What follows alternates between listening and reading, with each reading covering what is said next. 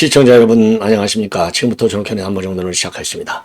자, 이번 시간에는요, 북한 풍선이 결국 또 용산 대통령실 옆으로 떨어졌습니다. 인근에. 그리고 이번에는 김건희 여사하고 윤 대통령을 비난하는 전단까지 포함해서 뿌렸습니다.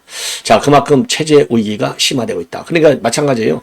이재명이가 자기 방탄 위기가 이제 무너질 것 같고, 그리고 이제 선거가 임박해 오니까 현 정부 공격 수위를 끌어올리잖아요. 그런 것처럼 지금 이 김정은 체제가 흔들리니까 지금 윤석열 정부 체제를 흔들려고 요 난리를 치는 겁니다.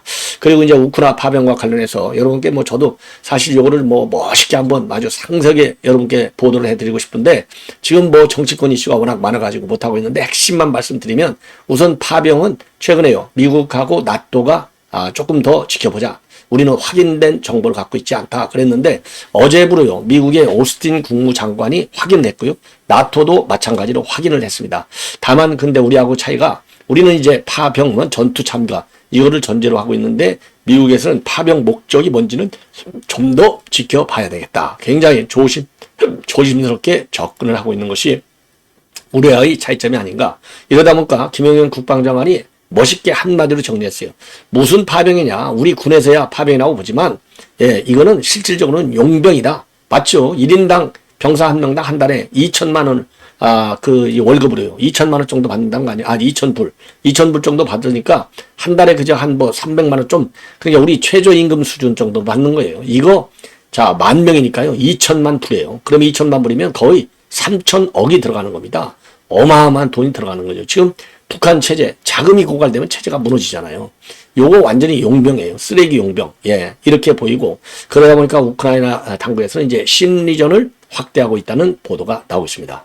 요게 이제 이 외교안보 관련 뉴스가 되겠고요. 그 다음에 정치권 뉴스로 다시 돌아오면 11월은 야권 공멸의 시기다. 제가 여러 차례 말씀을 드렸는데, 지금 이런 저의 평가하고 같은 보도들이 이제 오늘 좀 나오고 있어요. 그래서, 언론에서 슈퍼위크다. 11월 둘째 주가 슈퍼위크다. 이런 지금 보도가 나오고 있습니다. 그래서 이런 보도가 나오면서 최근에 말이죠, 지금 이제 11월 15일 날 선거법 선고가 있는데, 지금 판결문을 상당 부분 완성해 가고 있다. 초안이 완성 단계. 자, 그래서 이걸 보면은 유죄 판결이 분명해 보인다. 이게 이제 법조계의 일관된 해석이 되겠습니다. 친명 변호사들 먼저 이거 포기하고 있다. 이런 얘기는 벌써 오래전에 나왔죠. 그래서 요 말씀을 드리도록 하겠고, 그 다음에 친윤계하고 친한계가 이제 전면전이 지금 벌어졌는데요. 친윤과 친한계의 세력 분포를 한번 참고적으로 여러분께 말씀을 드리겠는데요. 자, 친한계는 한 20여 명, 친윤계는 한 30여 명, 나머지가 중립지대다. 이런 평가가 제일 많은 평가인 것 같아요.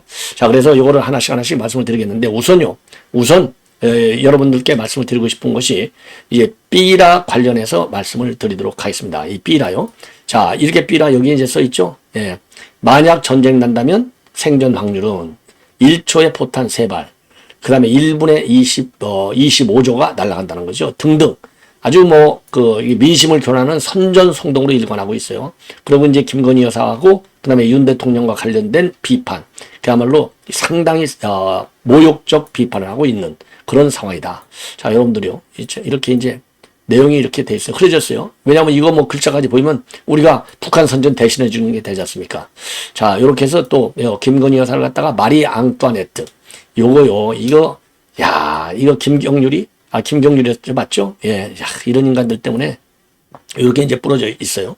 자, 그래서 이제 요 내용과 관련해서 이제 여러분께 좀 말씀을 드린다면, 지금 이제 보도는요, 우선요, 지금 이제 용산 대통령실 인근에까지 떨어졌고, 서울 도심 한복판에도 지금 떨어졌다. 이것은 오물풍선으로 지금 보인다. 지금 조금 전에 제가 여러분께 자료화면을 보여져 있는 내용이 오늘 지금 떨어진 지금 오물풍선이 되겠습니다. 그래서 오늘 새벽에 2, 3시경에도 이제 그 문자 메시지가 오고 그랬었죠. 그래서 이번 이 오물풍선의 과거의 차이점을 본다면, 이제는 윤 대통령과 김건희 여사를 원색적으로 비난하고 우리 대한민국 사회를 공격하는 내용이 상당히 많이 들어가 있어요. 자, 그리고요. 이 비하 표현도 굉장히 많습니다. 윤 대통령 부부를 향한 비하 표현. 그리고 또 우리 최저임금제, 그리고 대학 등록금 이런 것을 언급하면서 이민을 가라 이렇게 선동하고 있고, 또 이 김 여사의 장신구 가격을 열어가면서 반 대한민국 정서, 그렇죠, NT 김건희 여사 정서를 자극하는 이런 선전선동을 하고 있어요. 자, 그래서 이거와 관련해서는요, 우리 정부 당국에서 항상 말씀드리지만 요거는 직접 여러분들께서 이제 오물풍선을 담지 마시고 전부 관할 경찰서 군부대에 신고해 주십사. 이런 당부의 말씀을 계속하고 있습니다. 자, 그리고요, 용산 청사 일대에 지금 떨어진 낙하 쓰레기를 지금 식별했다. 이렇게 경호처가 입장문을 내놓고 있어요. 그래서 안전점검을 해봤더니 위험성과 오염성은 없는 것으로 확인이 됐다. 그래서 합참하고 공조하에 지속적으로 모니터링을 실시하고 있다. 이렇게 지금 용산 대통령실에서 입장을 밝히고 있습니다. 그리고 대통령실 경내에 풍선에서 나온 물건들이 떨어진 것은요, 지난 7월 24일 이후 이번이 두 번째이고, 그리고 7월에 떨어진 물건은 대부분이 종이와 비닐류 쓰레기였어요. 근데 이번에 아까 말씀드린 대로 김건희하고 윤 대통령을 비난하는 대남 전단이 거기에 포함되어 있습니다. 그래서 손바닥 크기의 전단에 보면 윤 대통령 부부 사진도 들어가 있고요. 그리고 이제 온갖 그야말로 이 비판하는, 조롱하는 이런 글들로 꽉 차 있는 것이죠. 통상적이라고 보기에는 좀 심각한 상황이 아닌가. 이렇게 판단이 듭니다. 자, 그래서 지난 5월부터 다시 대대적으로 풍선을 살펴보고 있는데 아까 말씀드린 대로 윤 대통령 내외를 맹비난하는 하는 내용의 삐라르는 것은 이번이 처음입니다. 이 얘기는 결국요, 지금 이제 북한이 러시아에 파병한다. 요것을 우리 국가정보원에서 대대적으로 이제 보도하고 있고, 요거를 비판하고, 그리고 이제 용산 대통령실도 북러 간의 군사 협력에 대한 강한 경고문을 내놓고 있지 않습니까? 요런 것들이 이제 자기네들에게는 상당히 좀 뼈가 아프게 지금 이제 받아들여지는 것 같아요.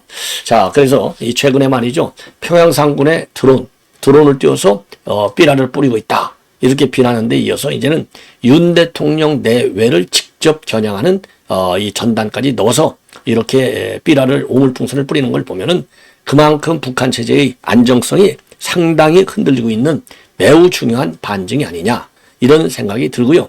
그리고 폭파쇼를 최근에 이제 이 동해선 이 폭파쇼를 지난 15일 날 벌였지 않습니까? 자, 그랬는데 이 폭약으로 이제 폭발했어요. 경의선하고 동해선. 그런데 동해선에 콘크리트 방벽을 세우기 위한 구조물 설치 작업을 진행 중에 있는 것으로 지금 알려지고 있습니다. 자, 그러니까 이제요, 아예 이제 그걸 없애버리고 이 방벽을 또 쌓는 거예요. 그래서 이미 DMZ일 때 이제 방벽을 쌓는 거고 마찬가지로. 그러니까 그만큼 아까도 말씀드렸지만은 체제 위기가 심화되니까, 체제 위기가 심화되면 어떻게 돼요? 탈북자가 늘어나잖아요. 탈북자가 늘어나면 망하는 조짐이 커지지 않습니까? 민심이 흉흉해지는 거죠. 그래서 요거를 막으려고 이 난리를 치고 있는데, 그런 측면에서 대북 확성기 방송, 그리고 대물, 이 드론기를 이용하든 뭐가 됐든 간에 북한에 대한 전단, 심리전 작업을 더 공격적으로 해야 되고요. 이 정도가 되면 제가 보기에는 이제 우리 정보 당국, 그리고 이제 군, 이런 데서는 북한 체제 전환, 체제 전복, 그런 게 김정은 정권의 전복과 체제 전환을 위한 보다 공세적인 그런 공작도 하고 그런 작전 심리전도 해야 될 것이 아니냐. 아주 혹이다. 김정은이를 그야말로 끌어내리기 위한 혹이다. 이렇게 보여져요. 그래서 이럴 때일수록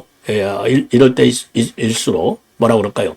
이재명이가 윤 대통령을 끌어내려야 된다. 이렇게 할 게 아니라 김정은이를 끌어내려야 된다. 이런 얘기를 좀 이재명이가 입을 통해서 한번 해봐라. 이런 얘기를 하고 싶어요. 예. 자, 그러면은요, 지금 이제 김용현 장관 아주 시원시원하게 말을 아주 잘하죠. 예. 그야말로 사이다반을 많이 하는데, 오늘 국방위 국정감사가 있었습니다. 이 자리에서 북한 군의 우크라이나 파병, 러시아 파병은 이거는 파병이 아니라 용병이라는 말이 더 맞다. 왜? 총알바지니까.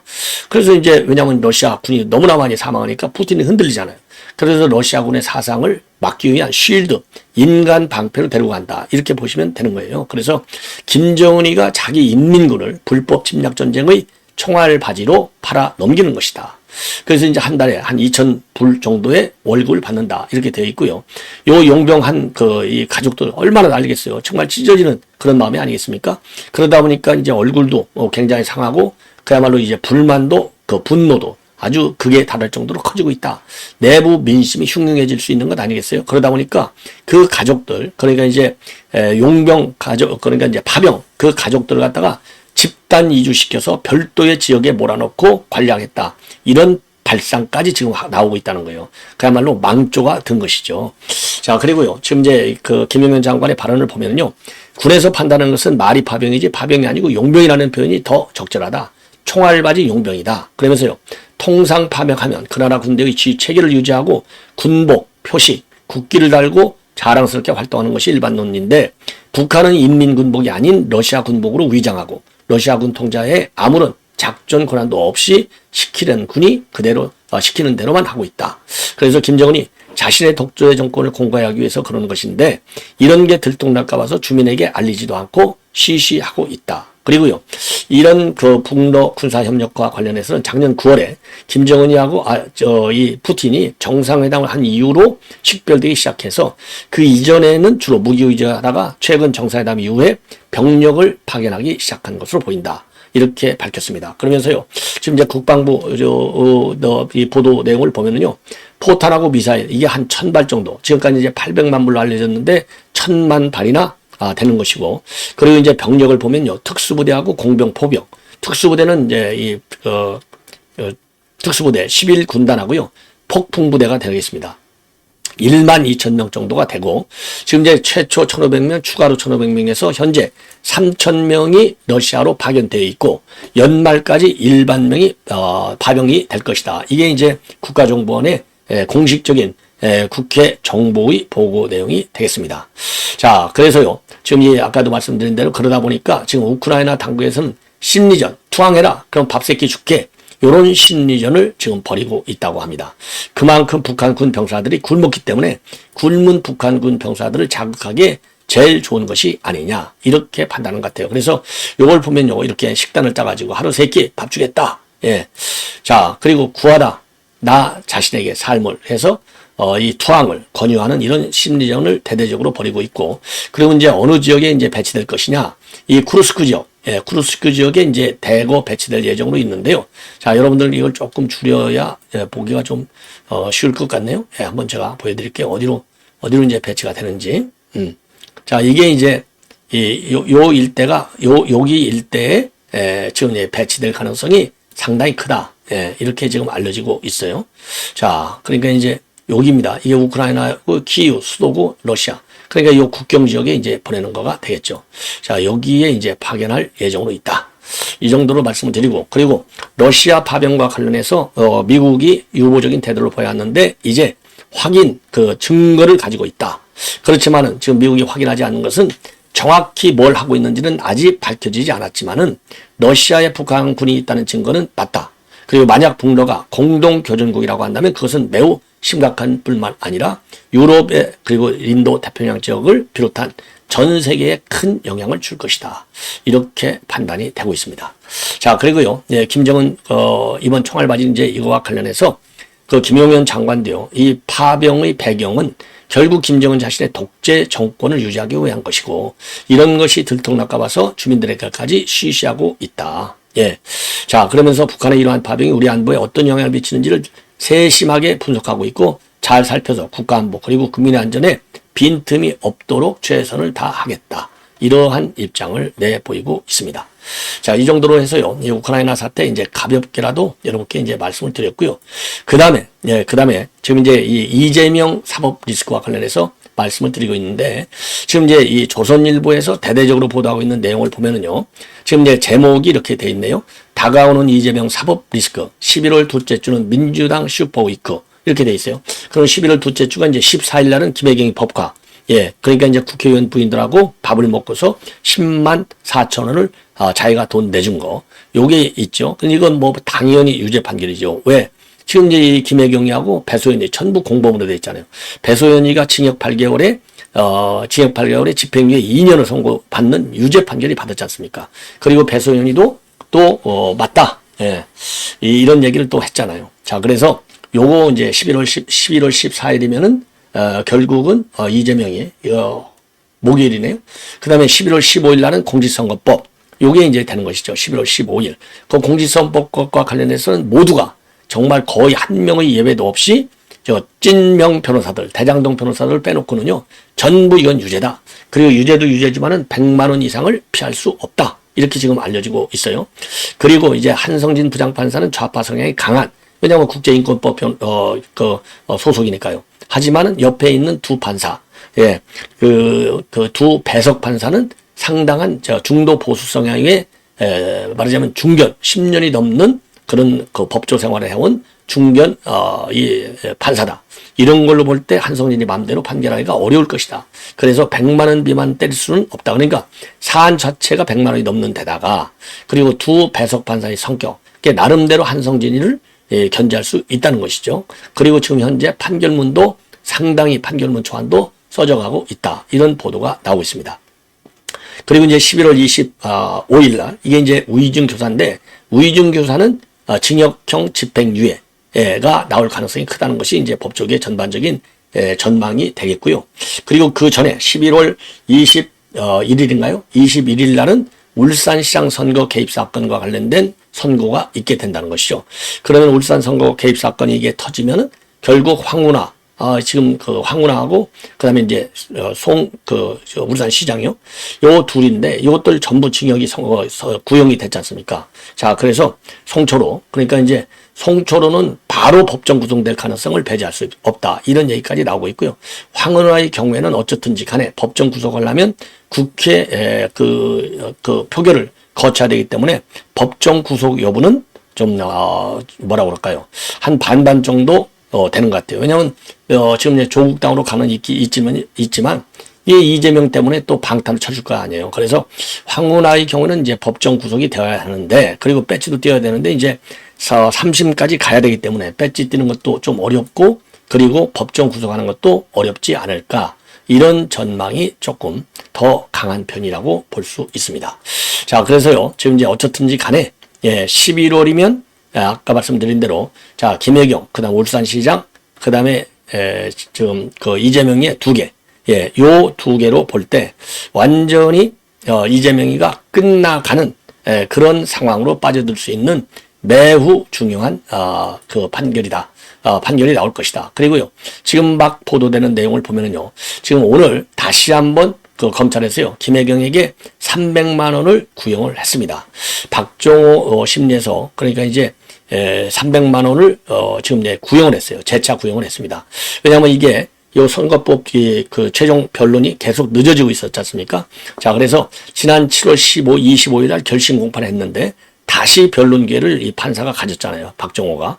자, 그래서 변론을 다시 재개하는 바람에 늦어졌어요. 그런데 이게 조금 전에 말씀드린 대로 11월 14일 날 선고가 있게 되는데 지금 오늘 재판에서 300만 원을 벌금 300만 원을 검찰이 지금 다시 한번 구형을 했습니다. 자, 그래서 요거 이제 요 핵심은요, 이 조명현 씨가 아주 중요한 그런 제보를 많이 했죠. 녹취록도 제거하고, 그 다음에 이제 텔레그램 내용도 전부 다 지금 이제 증거로다가 제출했고, 요런 것들이 이게 이제 법카로다가 이제 회도법도 사먹고 뭐 이런 사건들, 그래서 요런 그 사건에 이 법카를 이용한 거가 되겠습니다. 그리고 요거 말고서 이거는 이제 공직선거법 위반 혐의와 관련된 내용들이고요.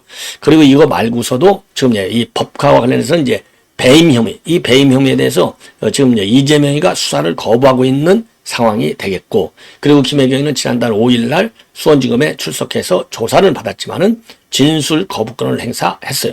그리고 이재명에게는 서면 질서를 보냈지만은 서면 질서에 대한 의견을 아직까지도 제출하지 않고 있는 상황이 되겠습니다. 자, 이 정도가 되면은 뭐 스스로가 죄를 인정하는 것이 아니냐, 이렇게 생각할 수밖에 없어요.